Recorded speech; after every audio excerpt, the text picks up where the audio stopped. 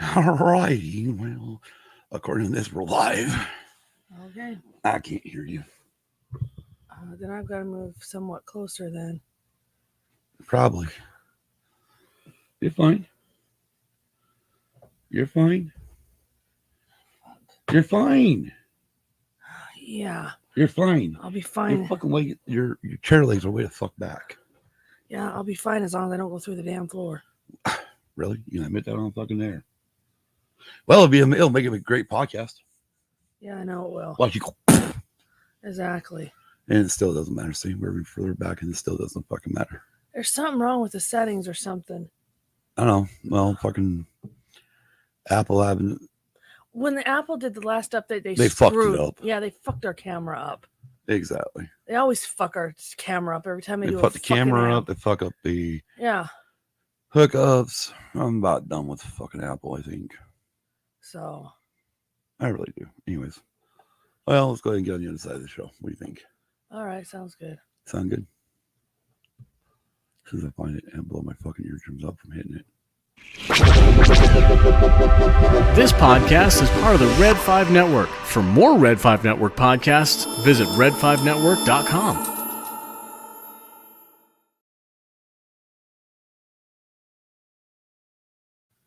Well, hopefully we don't know how that all went, but it froze. But hey, welcome to Using the Views. I'm Scott. I'm Kim. And this is episode like 138. I forgot to put up a banner. I know. I forgot a banner. Oh, well, shit happens, right? Exactly. Anyways, what are we going to be talking about today, Kim? We're going to be talking about Elf. A movie starring Will Ferrell. Yep. We just watched it last night. Yes, we did. For the very first time, so we get to talk about that. Yes. But before we do that, we'll go ahead and take care of some business. Yep. Thank you to our Patreons, Luna Girl, Dragon Buddy, Don Delisnooch Solsky, Brady Big Lovin', Hannah, Mikey, Brenly, and Case. And if you want to join our Patreon, go to patreon.com, search in the creator bar, Used and Abused Pod. Search for Used and Abused Pod today on all your favorite podcast apps, including Apple, Google, Audible, Amazon Music, Spotify, iHeart, and more. iHeartRadio. By the way. iHeartRadio and more. Yeah, you can scoot a little bit closer. I'm not moving. Jesus fucking Christ. We're a proud member of the Red5 Network. Go to red5network.com to find more exciting podcasts. Also, you can also go to the Red5 Network Twitter page, and it's under or what the fuck's it under? Shit. It's under Linktree. I know that, but it's if you look for search for your Red5 Network, then you right at the top of the page you'll find a bio.linkThe, which will take you to everybody's podcast that's part of the Red5 Network, which include A Star Wars Journey with Ashley and Brandy, another Star Wars podcast, Around the Ring, ATSW The Escape Pod, Blue Belt Cafe, Chats with Chewy, Conversations, Coruscant Radio Underground, Dork Wars, Force of Light Entertainment, From a Certain Point of View, Galaxy of Queers, Jedi Temple Archives Podcast, Mighty Marble Geeks. I'm pretty sure it's Mighty. Anyways.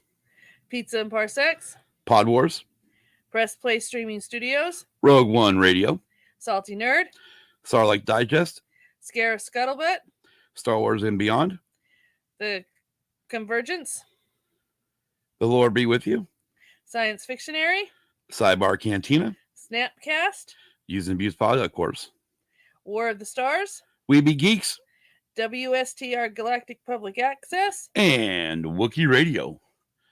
Please go check out the Twitter page under your Red5 Network, and you can find a bio link there. You can find a link to all of these great podcasts of part of the Red5 Network. And check out our Sidebar. It's supposed to be a Cantina family. Keep fucking that up. Anyways, Cantina Pod family, the Sidebar Cantina, and the Escape Pod. They're both on YouTube and your favorite podcast apps. Check out the Orange and Fett Show on Spotify. Also, check out Swede Studios, Big Swede's Excellent Adventure, and Tactical Swede only on YouTube. And we don't have this in the notes, but we're going to go ahead and give tonight's live stream lineup for the Red 5 Network. Okay. You ready? Go ahead. And of course, you got us now at 10 a.m. Eastern. Then we'll be back again at 2 p.m. Eastern for our race recap for Abu Dhabi. And the championship for... And the championship, who ended up winning. On a normal night where they're normally on Mondays, but tonight will be the Sidebar Cantina at 5:30 p.m. Eastern. And they'll be covering the Nightmare Before Christmas. Rogue One Radio will go at 8 p.m. Eastern. And they'll be talking about Rogue One, a Star Wars story. Okay. And the Scare Scuttlebutt podcast will be going live at 9 p.m. Eastern. And they have a live guest, Scarif Live, with special guest inside the booth. Right. And Chantal's in the chat. Oh, well, you got chat. That's why. That's why I was looking at my phone, because she said hello. Okay. So I said hello back. And don't forget to smash that like button. If you're new to the channel, click subscribe and then click that bell to be notified when we go live. You can find Used and Views on Facebook, Instagram, and Twitter. You can email us at usedandabusedpod@gmail.com. And our website is usedabusedpod.com. All lowercase.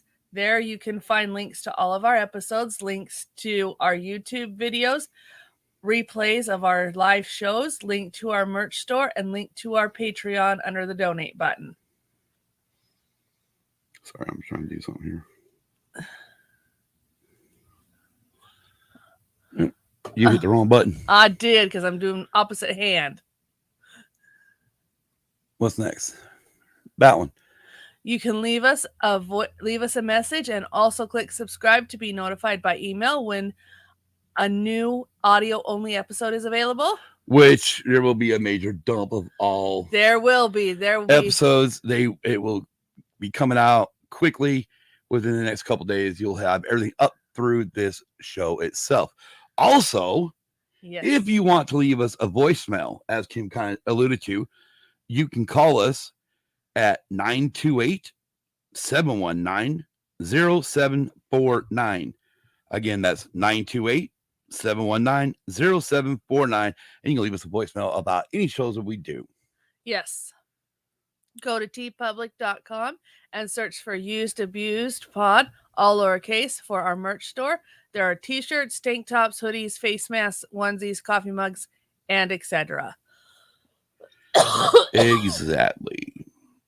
So, Kim, how's your week been? Okay, it's there. It's there. We got Chantal in the chat. Hi, Chantal. So, I guess we're just going to jump into it. My week's been, well, it's nice now that I don't have such a busy week.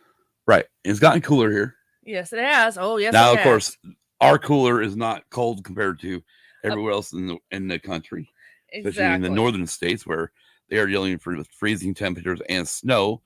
And just want to bring up real quick the mentioning of the wicked friggin' tornadoes that ravished through. Oh gosh, what, 4 or 5 states? Yeah. The one was on the ground for over 227 miles. I mean, it's unheard of. And our thoughts and prayers are with everyone who was affected by those tornadoes.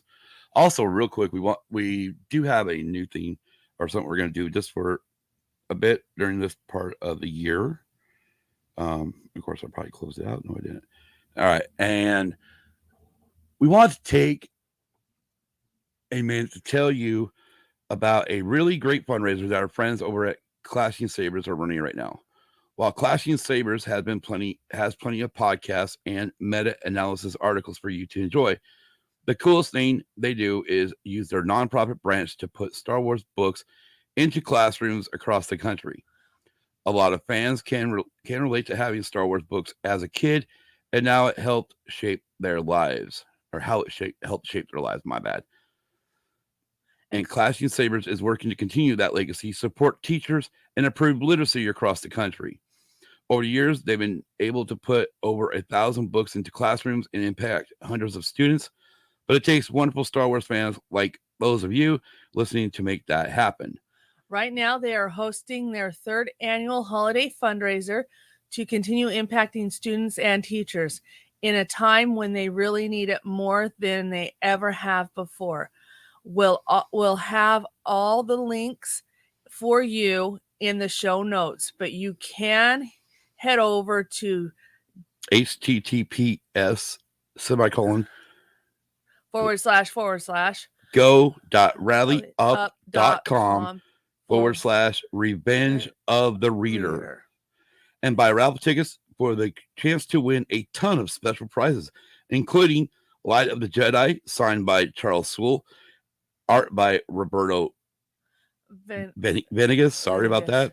Plus more signed memorabilia from Claudia Gray, Delilah S. Dawson, Kevin Scott, and Lemo Sewell. Voice actor Bob Berggren, with 100% of your donations goes directly to buying and shipping Star Wars books to classrooms. Your donations is also completely tax deductible, so you really have nothing to lose here.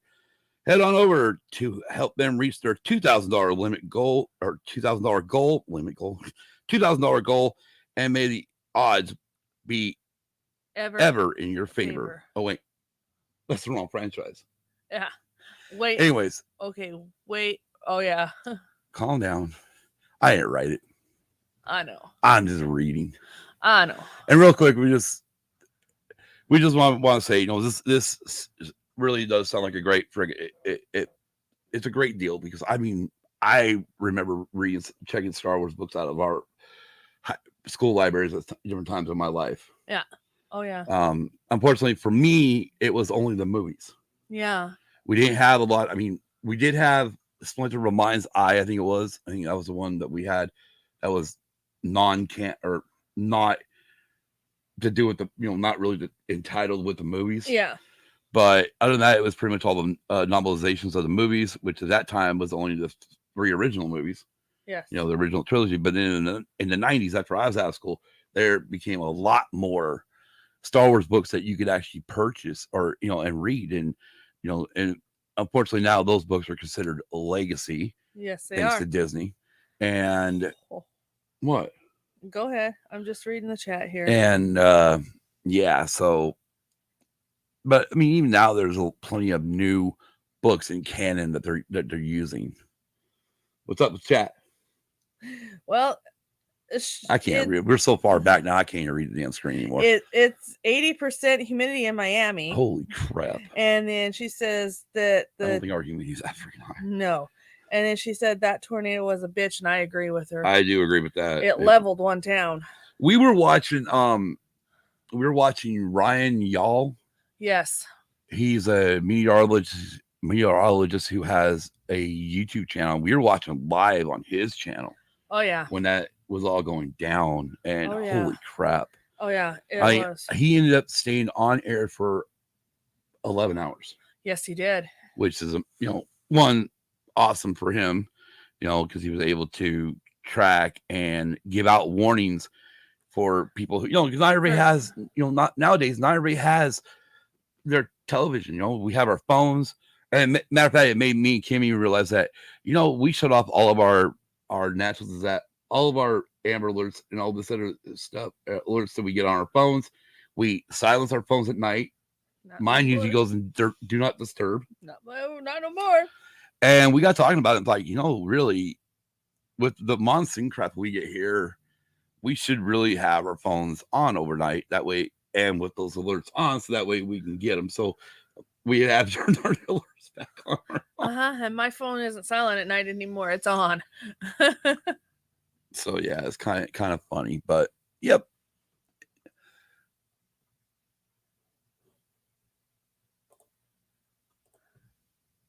You're definitely scary as fuck.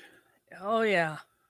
And then Chantal saying they get hurricanes, but at least there's time to prep and we can track right. Tornado can happen at any time with little warning. Exactly. Exactly. Yeah. And then the worst part is even worse at nighttime, especially at that late at night when it started. You got a lot of people going to bed. Yes, you do. So, and also too, this time of year, there was a lot of people that had to pull a lot of Right, you're talking about overtime the- shift for the holidays, including one candle factory. Right. Speaking of the candle factory, I did see an update this morning Okay. on it. According to the owner, all 110 employees have been accounted for. Nice. Only 8 fatalities. That's good. But the government, I know, 8 out of 110. Yes, right. But it sucks for those families that did lose somebody. It does, but at least they're accounted for. At least the families know they're accounted for. It's not like that collapse that happened in Surfside months ago, where there's Champlain Tower South. Yeah, where families still today don't have closure on their their loved ones. Same thing with a lot of people from 9/11. Yeah, they still don't have closure. That was a lot the of other people, one I was going a lot of people don't have, they don't, but yeah. No, it still sucks. I mean, of course, then there's that Amazon warehouse, which I guess now Amazon's actually being investigated into. Oh, that's not good. I know they cost these companies a lot of money when they build these buildings, but one of my things is, if I understand you don't expect a tornado really in Illinois, but if you live in Kentucky or you live anywhere in like even in Tornado Central, what I call it Tornado Alley, I just don't understand these companies, why they don't have storm shelters built in their. But then again, it does cost a lot of extra money. I realize that, yes, but if you're building a business in Tornado Alley, money cost or not, you should have a shelter for a tornado. Exactly, Chantel. I do agree with that. It was definitely the worst thing to happen to your city. Yes, it was. I was Steve Lichtner.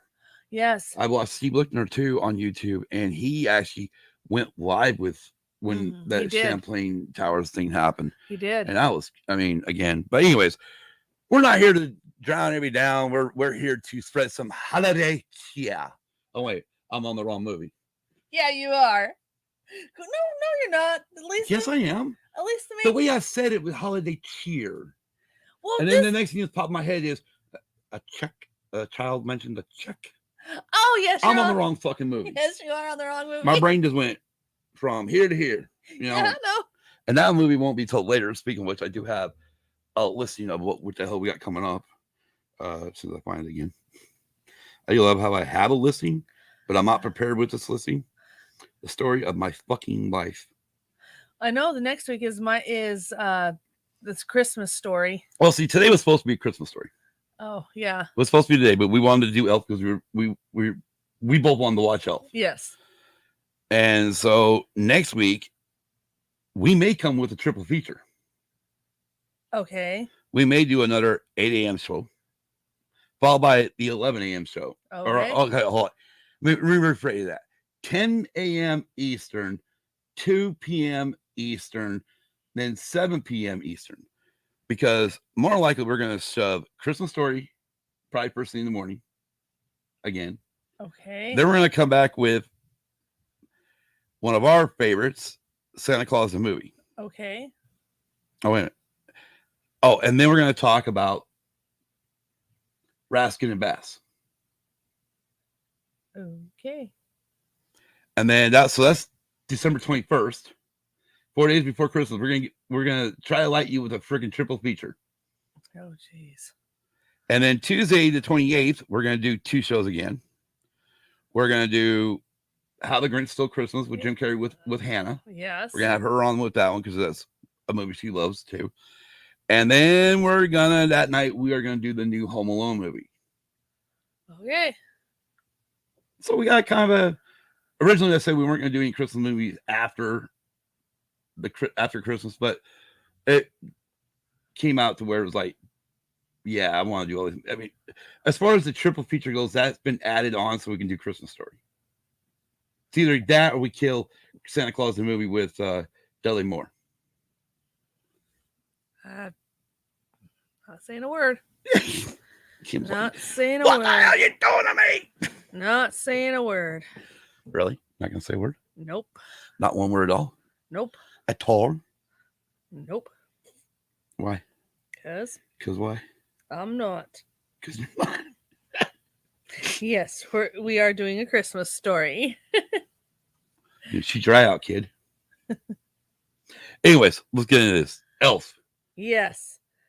Cute movie. starring Will Ferrell, James Caan, Zoe Deschanel, Mary Steenburgen, Ed Asner, and Bob Newhart. It came out in 2003. And it's an American Christmas comedy film directed by Jon Favreau. Which I had no idea until... Which Jon Favreau we know is... one heck of a... kicking some ass with a lot of Star Wars content. Yes. It was written by David Birnenbaum.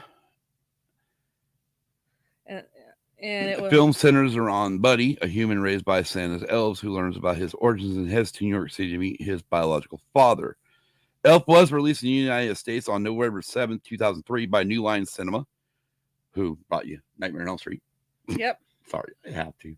Anytime I think of New Line Cinema, because they're known, at least in the 80s, they were known for Nightmare on Elm Street. Yes. They weren't known for anything else. I mean, it wasn't until the 90s, late 90s when they had the Austin Power series. Yeah. And that's when they kind of really took off as a company. That's true.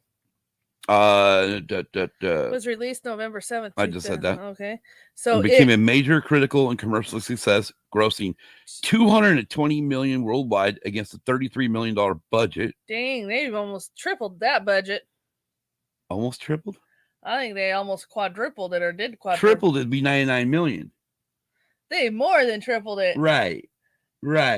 I know. So they made a profit on that. Okay, let's get one thing straight. Kim just barely got up like half an hour ago. So she's running only on one cup of coffee. And it still hasn't kicked in. This is why she's giving me that look of like, and you want to do 3 fucking episodes next week? Yeah, it still hasn't kicked in that coffee. Anyways, we'll talk about 3 episodes later. Off air.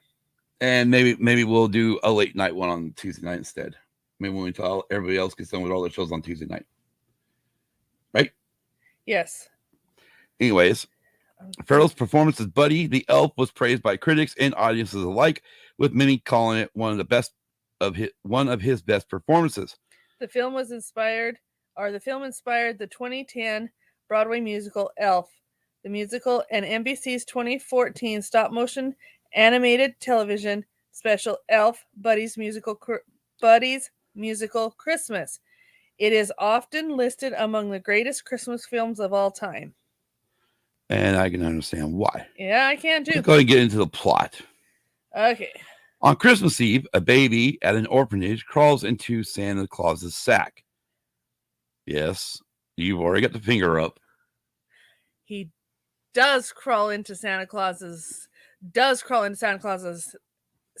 sack, but he is smart enough to get out of his crib to crawl into Santa Claus's sack. I love how you hear when you hear the crib drop. Santa Claus looks back while he's got fucking eating a cookie, and everything looks all cool and shit. And is unknowingly taken back to the North Pole. After the child is discovered at the workshop, the elves name him Buddy after his diapers brand label, and Papa Elf adopts him. Okay, so this is where we're gonna have to get some information out. Well, first of all, the movie starts off with Papa Elf, which is Bob Newhart, played by Bob Newhart, right? Which as soon as he started talking, I knew who the hell he was. I did too. That's showing my fucking age. Anyways, anything else? And he starts the story is so funny because he starts the story is all elves has a story to tell. I can't remember what the rest of it is. Right. Oh, you remind you, we only watched this last night. Yeah. Something that all elves have a story to tell along lines is this is my story I'm telling you. As he sits in this cottage type of elf house. It's a house that elf lives in. Yeah.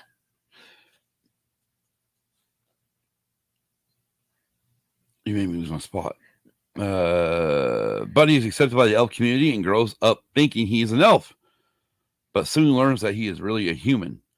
Papa Elf explains that Buddy was born to Walter Hobbs and Susan Wells, and that Susan put him up for adoption prior to her death.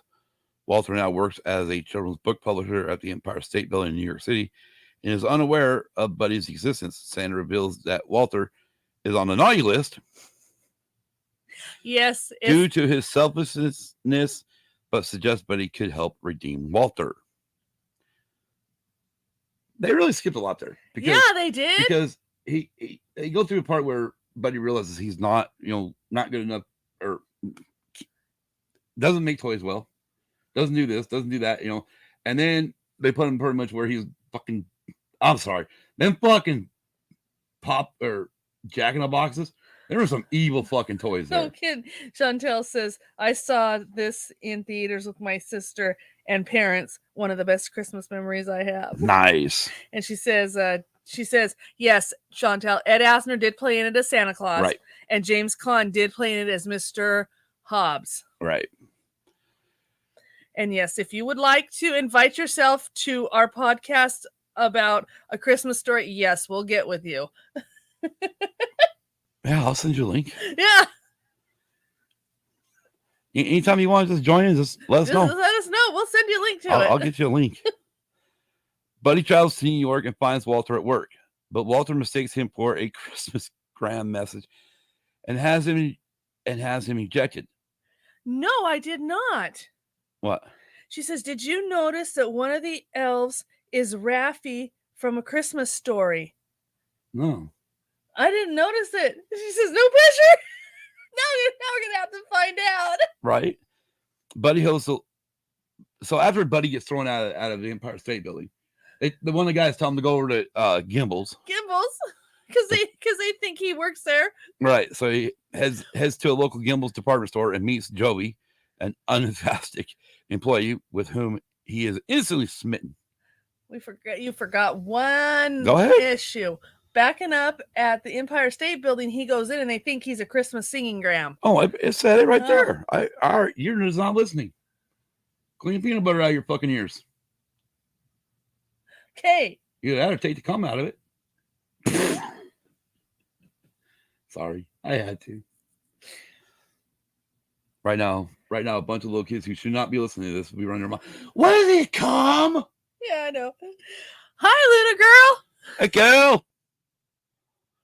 Hearing that Santa will be at Hearing that Santa will be at the store the following day, Buddy redecorates. Okay, hold it. We need to fill in holes here. Well, no, I'm just loving that part where friggin' when they mention that Santa's coming the next day, Santa. Yeah.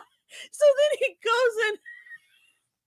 He goes and gets pillows. Hold it. No, because they closed the mall down, or the whole store down. And then that's not a mall. It looks like a mall. Yeah, but it's really a department store. Anyways, they close it down, and he's like left in there overnight. Yes. So with him leaving in. Actually, that's where it's going to go right now. So just so you know. But anyways, go ahead. With him being left in there overnight, he goes to the bedding department, gets pillows, and starts taking stuffing out of pillows to make it snow because they don't have snow for Santa. So then he goes to the toys and he gets light brights and puts "Welcome Santa." Oh God! Right. And then takes and does ribbons of snowflakes, and I can't remember all of what he did, but and he did a Lego. He did a Lego building. Yeah, of New York. Of New York. Then he he just decorated that whole floor for Santa. Yep. Anything else? Nope. All right. I'm getting some surprise, so sorry. That's fine. I'll figure out where you are. Anyways, hearing that Santa will be at the store the following days, Buddy redecorates the store overnight, like you just talked about. However, upon realizing that the Gimbal Santa is not a whoa. Okay, so after he gets on decorating, he hears an angelic voice. Yes, he does. And he follows that voice. Yes. To the girls' locker room. Joey singing in the shower. And singing "Baby, It's Cold Outside." Yes. Which then he joins in. And at the end, she realizes he's in there with her. Yes. And so she asks him, "Why were you in there?" And he says, I heard you sing. And she says, "Are you sure it wasn't because I was naked?" And he says, "No." Yeah. Which I'm pretty sure she didn't buy. I'm pretty sure she didn't either. And then she tells Buddy that somebody outdid the the manager. So the manager's looking for the person that outdid him because he's afraid he's going to lose his job. Right. So, however, upon realizing that Gimbal Sand is not the genuine article, Buddy unmasks him and causes a brawl in the store, resulting in Buddy being arrested. And Buddy gets arrested, and he gets one phone call, and guess who he calls? Calls his father. He calls his father.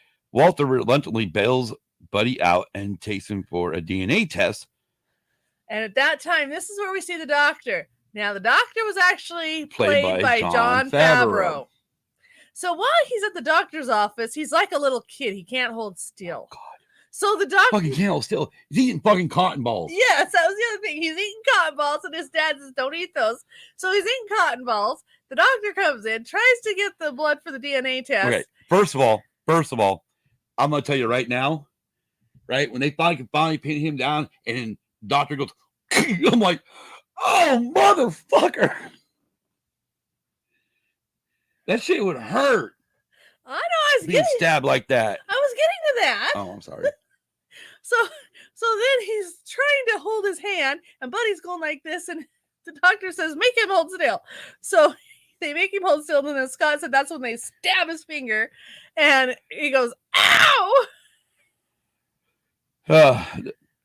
So and then after that, he got his finger in this. He's got his finger and a cotton ball, so he's out in the waiting room waiting for the DNA test results, and talks to a little girl, and he introduces himself, she introduces herself, and he eats a cotton ball. Right. And he's again, right? Uh-huh. No, you said. Yeah, and in the midst. See, now I gotta clean the peanut butter out of my ears. Yes, and she asks him, or she tells him what he wants, what she wants for Christmas. He asked her what she wants for Christmas. Anyway, so the doctor convinces Walter to take Buddy home to meet his stepmother, Emily, and half-brother, Michael, which figured by doing this, he would leave the elf gimmick alone. Yes. Walter and Michael are unnerved by Buddy's strange behavior. Very strange behavior. Not sure I want to put syrup on top of my spaghetti. Me neither, but hey, it's Buddy. All he knows is candy and sugar. It's true. But Emily insists that they care for him until he recovers. Michael warms up to Buddy after they defeat a gang of both. Oh my God. So let's get to that part there. So let's talk about what he does before going to meet Michael at school, after school. Okay. When he finds out the emergency number, he calls his dad. Yes. And he said, you're going to call him back in 5 minutes. Yes. And then he says, no, I'm going to call you. Okay, that's good. And then he's got the spaghetti. Yeah. I don't know what the fuck was all on that. Yeah. Spaghetti. You remember everything was on top? Spaghetti covered in marshmallows, chocolate, Pop-Tarts, M&Ms. Got syrup. He put syrup on it. Yeah, that was the first one. Oh, sorry. Yeah, syrup, marshmallows, M&Ms. I think he even put graham crackers on there. I mean, it was just nothing but full of candy and sugar on this spaghetti, right. And it's like you pay attention to the chat because we're like really far from this screen. I can't even see it anymore. So, but yeah, Michael warms up to Buddy after they defeat a gang of bullies. So then he goes to school.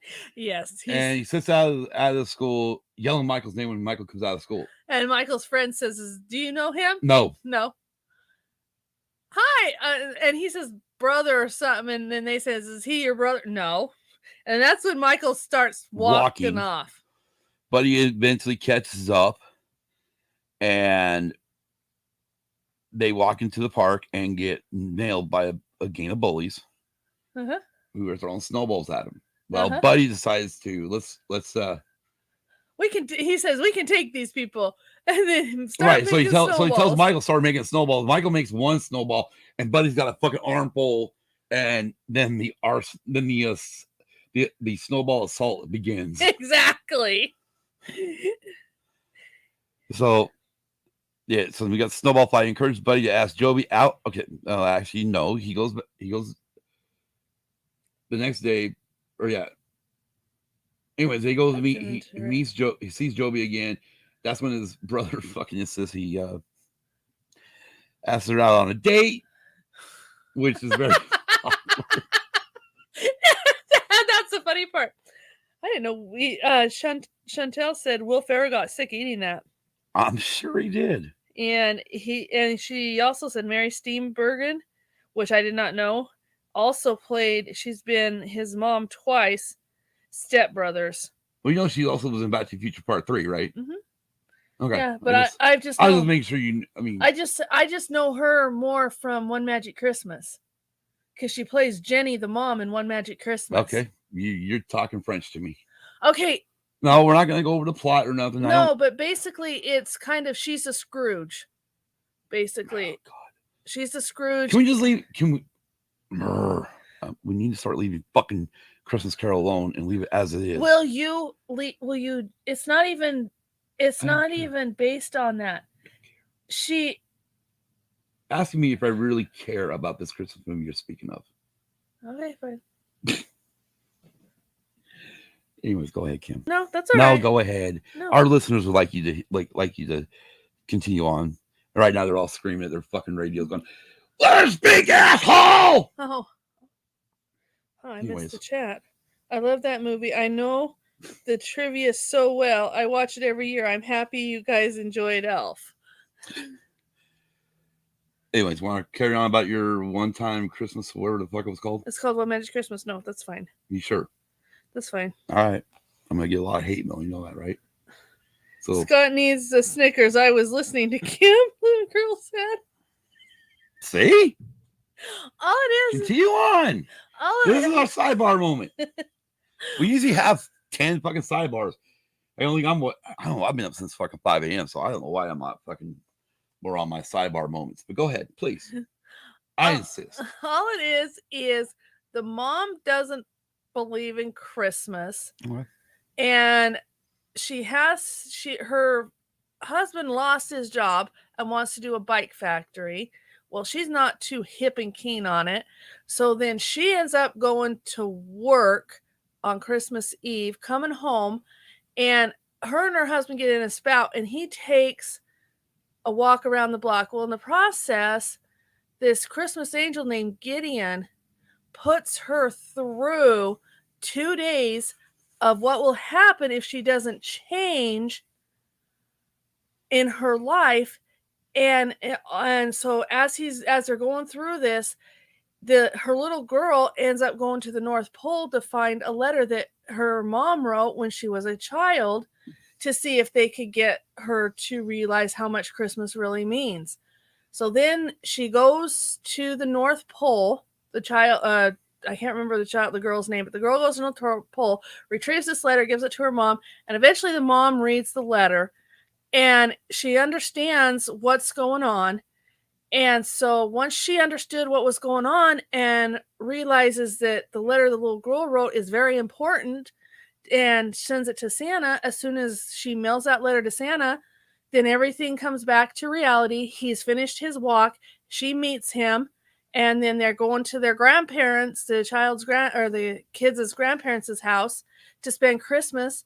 And in the Christmas tree, she puts a card with some money in it for him to open a bike shop, because he has always wanted a bike shop. And so the kids. So real quick, I don't mean to cut you off on this.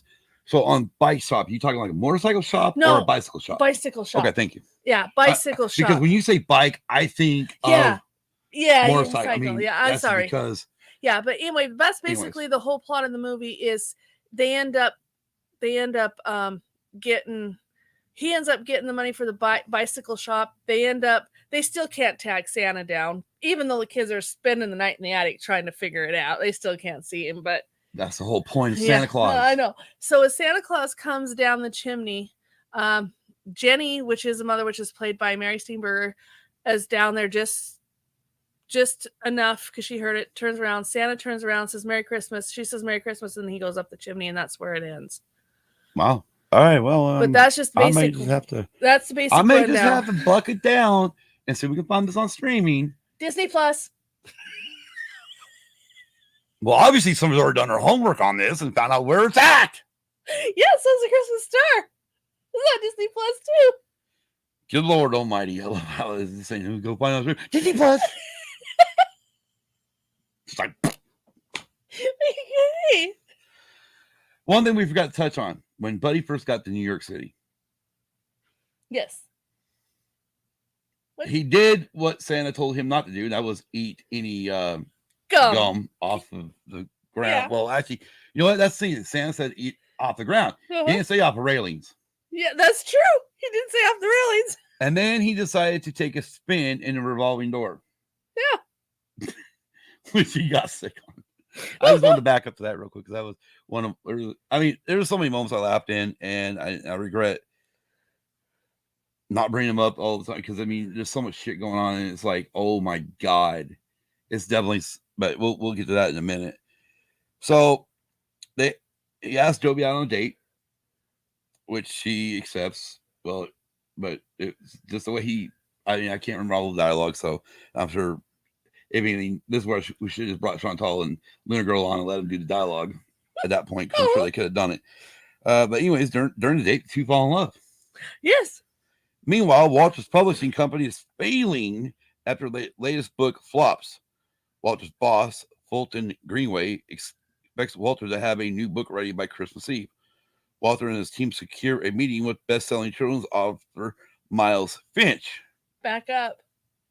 I'm just reading what it says here. I know, but we got to fill in some plot lines here. Start filling. Okay, so why they're on the date? See, that's what we'll start doing. You know what? This is how we're going to start doing it. I'll read the fucking plot that's written here, and you just fill in all the plot holes. Okay, why they're on this date on a Thursday night, they come across a Christmas tree, and Jovi sees how much Buddy likes Christmas trees, and asks him to follow her, and they go to Rockefeller Center, which is the biggest Christmas tree he's ever seen. Which is the only reason why I ever want to go to New York City. Yeah. Oh, I take that back. There's two reasons I go to New York City. Rockefeller Center Christmas tree is one. And Ground Zero. Yes. The 9/11 Museum. That's the only two reasons I'd ever want to go to. Ever want to go there. Yep. Oh, actually, I'll take that back. Then I got to go to Jersey for one major reason. Besides, well, actually, we got two reasons because we got to go down and see the Sidebar guys. But up more northern Jersey, I got to take you to one place only. Home of a great football team. Yes. No. They are great. That way we can show you the two trophies you all didn't win. Hey. Sorry. See, right there, this mixed sports ball right in the middle of a movie.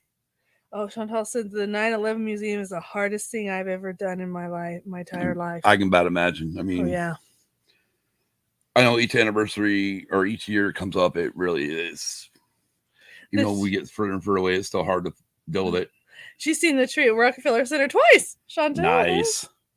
I watched it twice over the weekend when I was recovering from Rona. So we get Miles Finch. We got all the plot holes fixed now? Yes. You think? Yes. But Buddy interrupts the meeting and mistakes Finch. This is funny. This is funny. Who has dwarfism for an elf. Call me up one more time. He's an angry elf.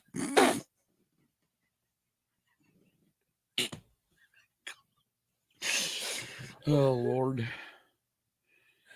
Oh, my gosh. It looked like freaking WWE. I mean, literally, that whole friggin' fight scene, way he choreographed it, looked like a scene out of friggin' off of Monday Night Raw or you know, something to do with, I'll just use the old terminology, World Wrestling Federation. Yeah. But now World Wrestling Entertainment or All Elite Wrestling. You can use that because they weren't born back then. So I'll just stick with WWE. Oh, Lord. Yes. Buddy unintentionally assaults Finch before the latter attacks him and leaves the meeting, upon which Walter loses his temper, disowns Buddy, and pretty much tells him to get the hell out of his face. I mean, just get away from him, get out of his life. Yeah, and so then, I don't know if he'll do this, so then he goes home. Heartbroken, Buddy writes an apology note on an Etch-a-Sketch and leaves Walter's apartment. Yes, and then the brother comes home. Hold on. Upon finding Finch's notebook full of ideas, Walter and his team scramble to create a book to pitch. As Walter prepares to pitch the book to Greenway, okay, now go ahead because this is jumping. Okay, so what's the? Because now it's going to say Michael arrives and informs Walter of Buddy's.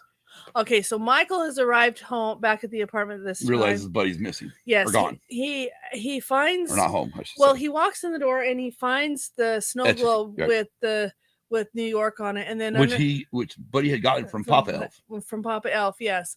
And then underneath that, he sees Buddy's note that says, "Sorry for." Basically, I'm sorry for disrupting your lives. I don't belong here. We'll see you later. And then pretty much that basically that's what the note said. And then I'll let you pick it up from here because that's when Michael arrives and informs Walter of Buddy's departure. Which then, but at the same time, Walter is still like, well, I'll deal with it later. Yeah, he still wants to pitch this idea, and that's when his son says, I can't remember what he said to him. He said something that was hurtful, man. I was he says, all you, basically, he told him that you don't care about anything but your job and money. Right. Basically is what pretty much he told him. Anyway, he realizes his mistake. Walter quits his job, walks out. Hold on. They missed something. So then Walter asked Mr. Greenway, can we postpone this meeting so I can go with he says no. Let me postpone this meeting so I can go with my boy, and Mr. Greenway says no. And so he has to make a decision. Does he want to keep his job or does he want to go with his boy? So he ends up making the decision to tell Mr. Greenway, I can't basically take this job and shove it. Basically, take this job and shove it. And like he says, quits the job and goes with his boy Michael to try and find Buddy. In the meanwhile, Buddy sees Santa's sleigh crash in Central Park, attracting a large crowd. Santa explains that the sleigh's engine is lost and cannot fly without it due to a sort of Christmas spirit. There's a bunch of the stuff they missed. Okay. Because at this time, Buddy's the first one that sees Santa's sleigh. That's what it said. Meanwhile, Buddy sees Santa's sleigh crash in Central Park. Yeah, and goes to find Santa's sleigh, finds Santa, and that's when Santa says that I need the engine for the sleigh to fly because there's no Christmas spirit. Okay. Now let's see what you think about this part. You ready? And ends up fixing... we're not that... Now you're jumping plots. Buddy finds the engine and reunites with Walter and Michael. Yes, that's next. After he takes him to meet Santa, Michael takes Santa's list and reads it in front of a television news cameras gathered outside the park, proving that Santa is real. A group of... Go ahead. No, they didn't touch on Buddy trying to fix the engine and reattach it on the sleigh. Because Santa says, I wouldn't want any other elf to touch to help me fix my engine. Okay. That's before the news camera and the naughty list, and also in that whole thing before the naughty list. No, it was not the naughty list. That was a good list because that was the list of what toys they wanted. All right. Well, the Santa's list, Oh, dude, tell me you remember what the news ladies. Charlotte. Yeah, what was on her list? Hers was she wants her boyfriend to be more committed in an engagement ring. Yeah, from Tiffany's. From Tiffany's. Anyway, so before that, I don't know if it touches on this, but Buddy says I have an idea and has. Well, why does he say he has an idea? Because they have the New York Rangers in the park. No, a group of Central Park Rangers who are angry at Santa for placing them on the naughty list chase the sleigh as Buddy tries to reattach the engine. Joey leaves the crowd and those watching on television and seeing. But you forgot the dad is. I didn't forget shit. I'm just reading what's written here. The dad, in the meantime, is dressed in Santa's coat and tries to get the Central Park people to arrest him, but they go fly ass by him. Yeah, and they're also has been known that they tend to go a little more militant. Yes. So then, yes, that's where the chase comes in, and because they're on the naughty list, and that's where the cameras come in, where Michael's at the cameras and going through this whole entire list of what people want for Christmas, including what Charlotte wants for Christmas. Mhm. And then as he's doing this, Jovi. Jovi, Why do you have such a problem with that name? Jovi is watching the news, watching this all unfold, sees that Buddy's in Central Park, heads for. Did you notice? I'm just curious if you noticed this though. Did you notice that the way they used the footage or had Will Ferrell walk through the park right there for the sighting, right? Did you notice it kind of really mimicked all them fucking sightings of Bigfoot back in the 80s? I noticed that. And before that? I noticed all that. Right. I was just wondering if you just like if you got that same feeling when watching that. I did. And so Jovi puts her bowl of noodles down and off she goes to Central Park to find Buddy. Well, she runs into Michael instead. Yeah, she runs into Michael instead. And then she remembers because they're still being chased. And Michael's mom even shows up down there. Yeah, she saw Michael on when he was reading up the nice what everybody wanted for Christmas. So then Michael's mom comes down, and then you see his dad join this whole crew. And Jovi remembers something that Will said to spread. Not Will, Buddy. Buddy says to spread Christmas cheer, sing, and let people hear. Yeah, something like that. Yeah. So again, she starts singing, and eventually the crowd starts joining in on her. And then it goes by, then you see the male people join in, then you see the mailroom. The mailroom of yeah, fuck, see, it didn't even go over the whole fucking mailroom scene. The mailroom scene was hilarious, him dancing on the table. Who let the dogs out? Oof, oof, oof. Yeah. So that mailroom scene was hilarious. And so the mailroom start singing. Then you see at the same time, Buddy and Santa are friggin' hauling ass away from the Central Park Rangers. And this is where enough Christmas spirit gets up to get the sleigh up, and as it does, it rips the fucking engine out that Buddy had reinstalled. Yes, it does. Off that one statue in the park. So then, as they all started singing, and then I love it. Fucking Michael's like, Dad, you're not singing. Yes, I am. No, you're not. You're just moving your lips.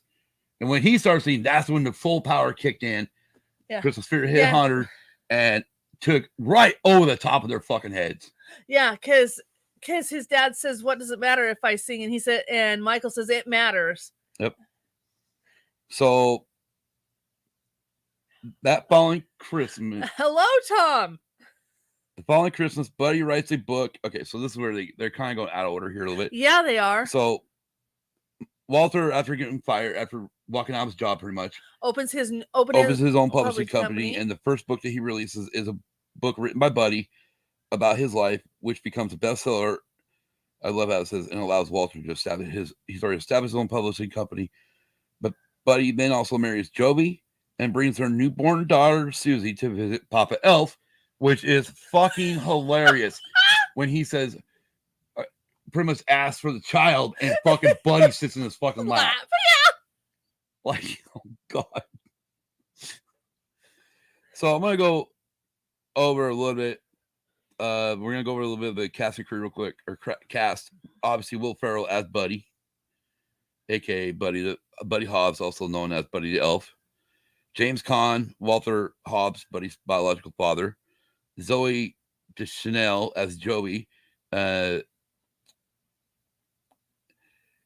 Steenburgen as Emily Hobbs, Walter Blythe, Michael's mother and Buddy's stepmom. Daniel Tay as Michael Hobbs, Walter and Emily's son, Buddy's younger half brother. Bob Newhart as Buddy or Papa Elf, and also the narrator. Ed Asner as Santa Claus. Bayesian Love as Wanda, the manager of Gimbals and Jovi's boss. Peter Dinklage as Miles Finch, best-selling children's author who attacks Buddy for mistakenly calling him an elf. Amy Sedaris as Deb. And I bring that name up for a fucking reason. Yes. So when we get done with movies, we always go through. We're like, who do we recognize? Obviously, we recognize Will Ferrell, Bob Newhart. We look at some of these other people, see what other movies we might have seen them in, or whatnot. And we get Amy Sedaris. Yes, we did. Which I knew the name sounded familiar to me for some fucking reason. And she looked familiar. Well, the film familiar look really is not there because they used a lot of makeup on her in this other show. I know. But the main thing is I recognize the name. Yeah. And come to find out, she played Peli Moto on The Mandalorian. Which, if you guys remember, she was the human female who managed Hangar 3 and 5 at Mos Eisley Spaceport. Mm-hmm. I'm like, are you fucking kidding me? Yeah. So that's kind of cool. Tom works days now. Damn, dude. So I thought it was really cool that she was also in this movie. Yes. Michael Lerner as Fulton Greenway. Andy Richter as Morris. Now, Andy Richter, everybody should know. Chantel's probably right. Chantel's probably right now going, Conan! Because that was Conan's. It was pretty much the Ed McMahon for Conan O'Brien. Yes, it was. Kyle Gass, which, if you don't know who that is, he is one half of Tenacious D with, Jack Black. Uh-huh. Artie Lane as the fake Santa. What? She just put Conan. John Favreau again as Dr. Ben Leonardo. Matt Walsh as Eyewitness. Peter Billingsley as Ming Ming, the head elf in Santa's workshop. Son of a bitch. You know who that is, right? Who? Peter Billingsley? Yeah. Billingsley? Isn't he the one that played Ralphie? Ralphie. Yeah, Ralphie. In their Christmas Story. Yeah. Mark Eschison, sorry. I do apologize again. And David Paul Grove, he played Pom Pom. Leon Redbone he did the voice for Leon the Snowman. Ray Harryhausen as the Polar Bear Club. John Favreau as the Baby Walrus. Mr. Baby Walrus, Mr. Narwhal, and Arctic Puffin. Dallas McKinnon as Jack in the Box, archive audio, and Maurice LaMarche as Buddy's burp, uncredited. What the fucking burp scene was hilarious. I know. Anyways, I want to go in a little bit of trivia here, a little bit, or point I'm going to get here just from IMBD. Hey, thanks. Let me rate this real quick. All right. Here's a little trivia part for you. Several minor traffic accidents occurred when Will Ferrell walked through the Lincoln Tunnel in his costume, because people were so surprised and distracted from their driving to see him wearing an elf outfit. The scene when Buddy eats different candies and pastries with spaghetti noodles had to be shot twice because Will Ferrell vomited the first time. Chantal brought that up earlier. The cotton balls Buddy eats while in the doctor's office were actually cotton candy that had not been dyed. Director John Favreau used a remote control to trigger the Jack in the Box toys to get the startled reactions from Will Ferrell. Will Ferrell suffered from headaches throughout filming, and as he had to actually eat all of the sugary foodstuffs in the elf food pyramid on camera. The film is able to use elements from Rudolph the Red-Nosed Reindeer 1964 freely because the film is not properly copyrighted, containing an error in the Roman numerals on its copyright notice. On the final day of shooting in New York City, it was just director John Favreau, Will Ferrell, and a cameraman driving around the city looking for locations to shoot.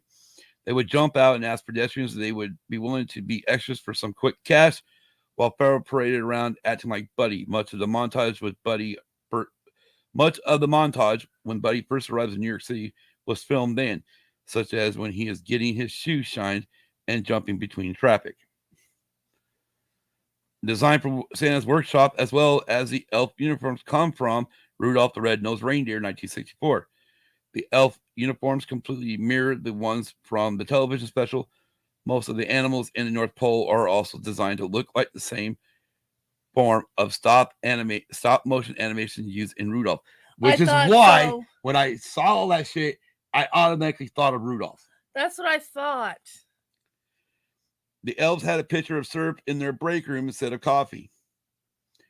The scene where the fake Santa is chasing Buddy had to be done in one take because it was too hard to rebuild everything.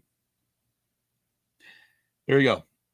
Wow. There's a few little bit trivia things in that. Kimberly, I have a question for you. Okay. Now, our friends over at Press Play streaming services, that is Alan and Chantal, they do a thing where they normally say, where if you like a movie, you press play, or if you don't, right? But I'm going to do it just a little bit different. Elf, is it now part of our must-watch Christmas movies, or is it once every so many years? No, it's a must now. Yeah, yes, must watch. It has now been added to the must watch list that we have to watch during the Christmas holiday season. Exactly. I know I'm pissed off at myself for not watching this any sooner. Too, because I got the DVD for Christmas one year and I didn't even watch it. How the fuck do you get a goddamn movie for free and you don't watch it? I'm asking myself that same question. I mean, okay, no, because I'm gonna sidebar into this real quick because your brother, your middle brother, he had 2 copies of Batman Begins on DVD. He gave me and your late sister one so we could watch it. She didn't want to watch it because now they can replace Michael Keaton. And I'm like, oh, whatever, shut up. Just watch it with me. So we watched it, and I'm like, fuck, I'm digging this shit. And of course, as soon as she sees Liam Neeson, oh! Like, ever since fucking Qui-Gon Jinn, she, like, fell in love with Liam Neeson. Like, why? He's an old fucker. Great actor, though. Maybe. Okay. Anyways, so, and because of that, I end up liking Batman Begins until the very end when I was like, I swear to God, if I see a Joker card on, or anything to do with Joker on the end of this fucking movie, I will not watch another fucking flick from this series. Sure enough, the fucking Joker card showed up at the end of that movie, and I'm like, okay, fuck it. And it took me probably it was way after the trilogy had come out. Mm-hmm. That I sat down and watched Heath Ledger as the Joker. Yeah. Which now I love him as the Joker. Oh, yeah. Anyways, yes, this is definitely a must watch. You're not in the chat, are you? Yeah, I am. Because I can't see shit. It says, Little Girl says, I'm back. Little Girl says, Morning, Tom. And Tom says, Vom dia. And I got the I got the Ghostbusters movie from a few years ago for free. Didn't watch it for a while. I love holding the door for someone and not getting thank you. You're welcome, asshole. What? Chantal, at the very end. Are you on live chat or are you on top chat? Oh, I'm on top chat. This stupid YouTube thing. Oh, there we go. All right. Yeah. Exactly, Chantal. I agree with you on that one. 100%. Anyways, So that is our take. We love the movie. We enjoyed the living hell out of it. It's a must. And it's definitely a must watch, which more likely we will watch again before Christmas Day comes around. Because, oh my God. It's funny. There's not a dull moment in that movie. No, there's not a dull moment. And it starts right out the gate and it does not stop until the end of the movie. So real quick, I just want to go over a little development for the movie real quick. I meant to do this and I went a different way. And I want to come back to it. David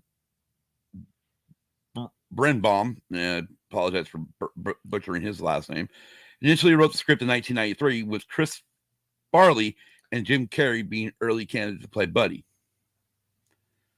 Brenbaum's screenplay underwent uncredited rewrites by Scott Armstrong and Chris Henchy and the writing team of Adam McKay and Will Ferrell. Gary Shandling was offered the role of Walter Hobbs, but declined. Wanda Sykes was originally cast as the Gimbel's manager, Wanda, but later dropped out. According to Favreau, the script was initially much darker and did not interest him. although he was interested in working with Ferrell's first post-SNL movie. Asked to rewrite it, a turning point came when he realized he could make Buddy's World an homage to the Rankin and Bass Christmas specials. This allowed him to conceive of a movie that could be PG rated as opposed to the original script, which he guessed would have been PG-13. Principal photography began on December 2nd, 2002, and wrapped on March 7, 2003. Filming took place in New York City as well as in Vancouver and at the Riverview Hospital in Coquitlam, British Columbia. The film makes heavy use of forced perspective to exaggerate the size of Buddy compared to all the other elves. Stop motion animation was employed for certain sequences. CGI usage was kept to a minimum due to Favreau's own preference, something that he would later note he had to fight very hard for. Zoe Deschanel scene was not in the original script, and Favreau added it when he learned she was a singer. When Buddy starts singing in the middle of Santa Land at Gimbals, the lyrics were not scripted, and Will Ferrell improvised the song on the spot. Motherfucker. Oh my. Post-production, apart from snow, most of the computer-generated imagery in the film was created by Rhythm and Hughes Studios.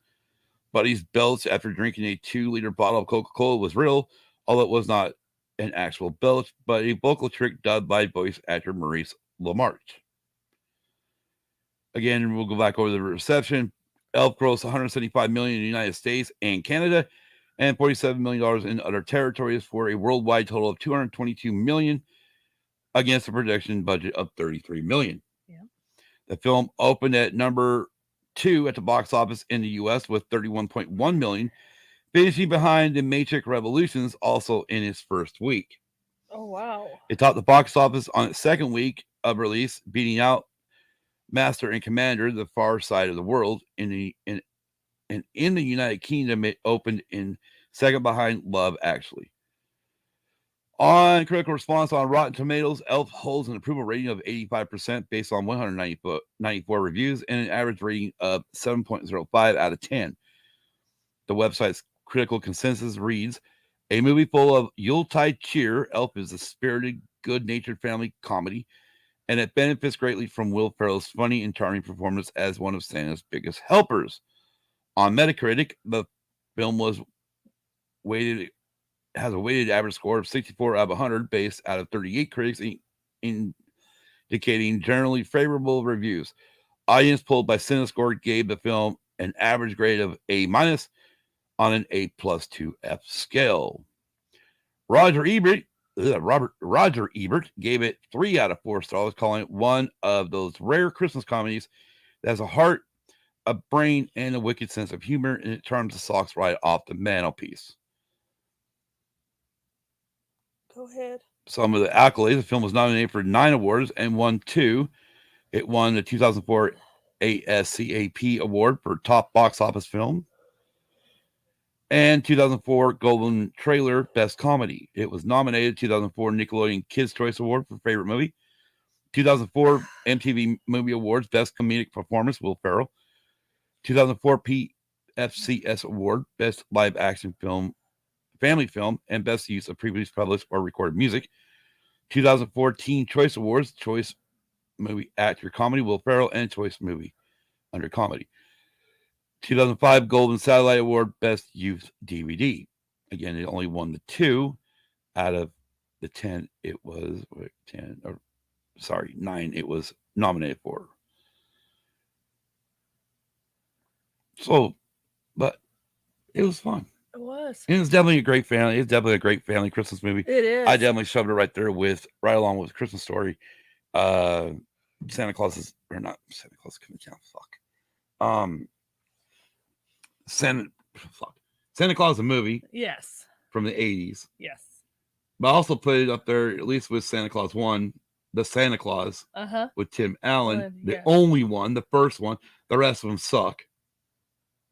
The second one was. The second one sucks.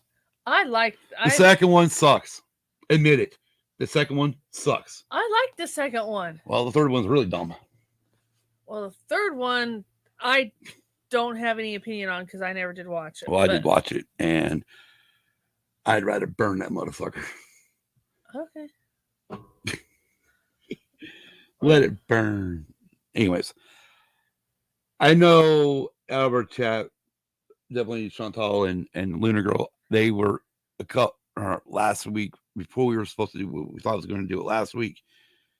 They were blowing up the Red5 Inside Network chat with popping off friggin' different quotes and shit for the movie, which then made me realize you better get the fuck out of these. You might as well not even pay attention to this because if you do, you're gonna get most of the movie. Yes. And then then Chantal mentioned that they could just come on and do the whole movie. Yeah. Maybe we'll do that next year. Okay. Next year we'll have them on. We'll just bring them up, knock our faces out, and let them just do the whole movie. Okay. Sound like a plan? Yeah, sure. Good thing I won't remember this. Anyways, Chantal remind me. Tonight, for your viewing and listening pleasure, and I probably lost it. That's fine because I can get it right here. Tuesday night, rest of today. We started to sucker off. This is going to be a wild ride today. Later on today at 2 p.m. Eastern, we come back with our weekend racing recap where we talk about the Abu Dhabi Grand Prix. Yes. And the crowning of an F1 champion. Yes.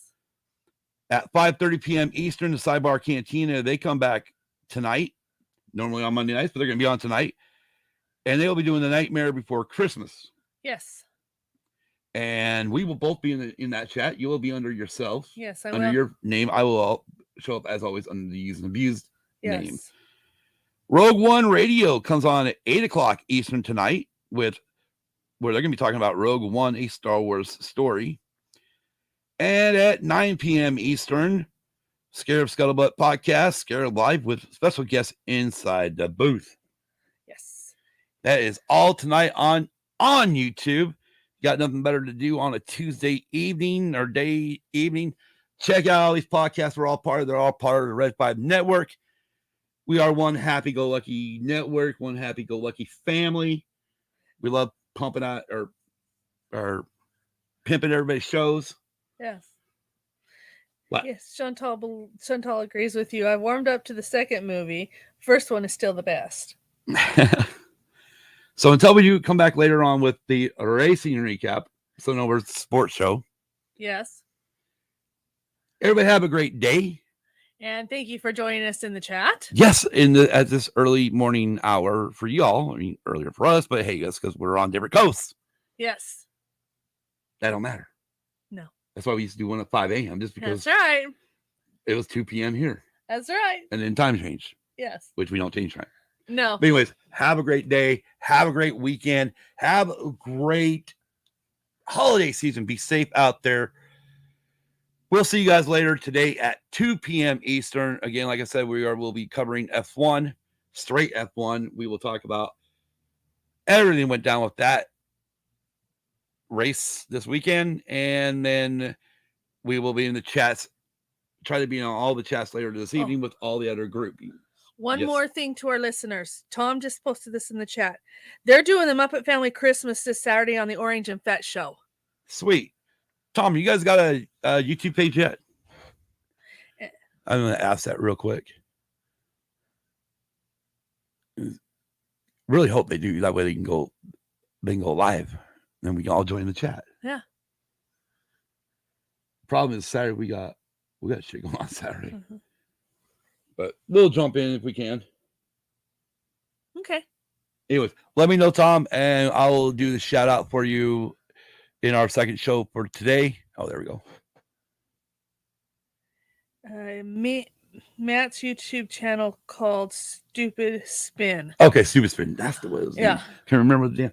So yeah, go check out Stupid Spin on Saturday for Muppet Family Christmas with from the guys at Orange and Fett show. Yes. And you're welcome, Chantal, for